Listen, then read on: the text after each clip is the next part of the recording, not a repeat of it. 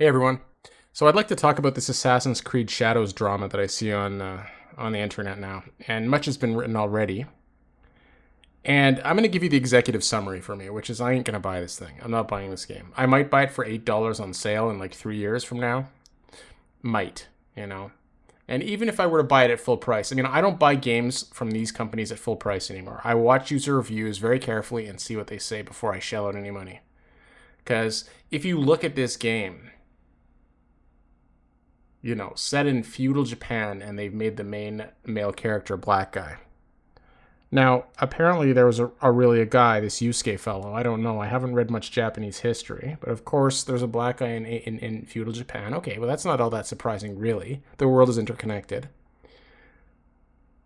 One black guy in Japanese history, of course, is an odd justification to use to make that the protagonist in the setting where you have feudal Japanese people as the norm. I would have expected a Japanese character to be more congruent with the setting. But okay, you could envision a narrative constructed with a black person in feudal Japan, and I think Ubisoft even said something along the lines of they wanted the protagonist to be kind of an outsider. So you could construct a narrative that falls in line with that. You wouldn't necessarily have to make your main character a black guy, of course, but I mean that's one way you could do it. But look, let's be real here. This is Ubisoft. This is Ubisoft, and they're working with Sweet Baby Inc. And the lead writer, as far as I understand it, is on Twitter right now arguing with people. She's a liberal white woman who has pronouns in her Twitter bio, right? So you already know what's happening here. It doesn't really matter if there were black people living in feudal Japan. It doesn't matter if you could craft a narrative to include an outsider. All of that is true and entirely legitimate, and it's basically a moot point. And the reason it's a moot point is because this is Ubisoft doing all this, and you know why they're doing it. This is just the latest woke boondoggle. And if you think it's just going to stop at a male character, of course you're wrong. If you play the game, it'll be filled to the brim with a bunch of woke, ghoulish garbage. So, I mean, I have to ask, why does anybody care anymore? This is like the umpteenth Assassin's Creed game. At this point, it's just a cookie cutter series. I'm sure the graphics will look great, but I mean, is this a game with particularly compelling dialogue? I mean, don't get me wrong, I enjoyed Odyssey. I did. I enjoyed Odyssey a lot. But I mean, it was kind of goofy. Like, I enjoyed it despite it being, it was awfully goofy. Like, I thought the gameplay was pretty good, but I mean, was the writing particularly compelling? It was okay. I mean, it wasn't anything particularly special. Is this game going to be anything particularly special? I heard it's going to be about like a sword or something. It's just going to be the same stupid nonsense, just repackaged. So who cares? Ubisoft has been warned about this multiple times.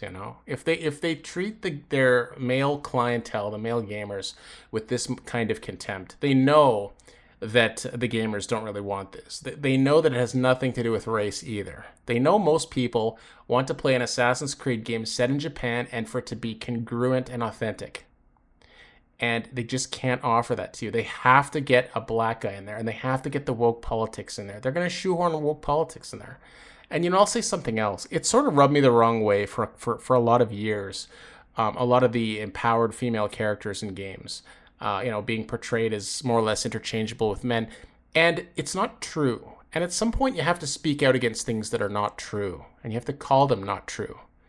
And I'll tell you the reason. The reason is very simple. It's because now in our culture, we have a confused group of people who apparently support the idea that a woman and a man should box with each other. And of course they call it a trans woman. And I'll tell you something. The trans woman is going to get her skull crushed. Okay? If you put a woman against a man in a boxing match, and if the man is even moderately trained, there's a good chance the woman dies. Okay, that's the truth of it. And it has really nothing to do with what you perceive as goodness or justice or social justice or equality or anything else. Okay? The physiology is such that the upper body strength of a man, the cranial integrity of a woman, it's just not, we weren't designed that way. Okay, nature didn't make the species so that men could punch women in the head, really. That wasn't really on the menu. And so, a lot of this stuff is coming back to bite us. So already, you know, the strong empowered female character sort of is just tiresome to me. It's that even that is tiresome. Who's writing, you know, female characters that are interesting? How come the female character always has to be like basically a male archetype, but with, you know, boobs and long hair? It's so tiresome. It's just so tiresome. And then on top of that, now they've got this black samurai, and it's going to be, you know, filled with the most woke stupidity you can imagine, I'm sure. So at the end of the day, why do you care? Who cares? Let it go down in flames. Let it go down in flames. Let Sweet Baby Inc. get involved. Let them inject the woke politics. Let Ubisoft, you know, find out the hard way. Let them spend $100 million developing this game. I mean, let it go down in flames. Don't even let it bother you. Just thumb down the trailer and just move on. That's what I would say.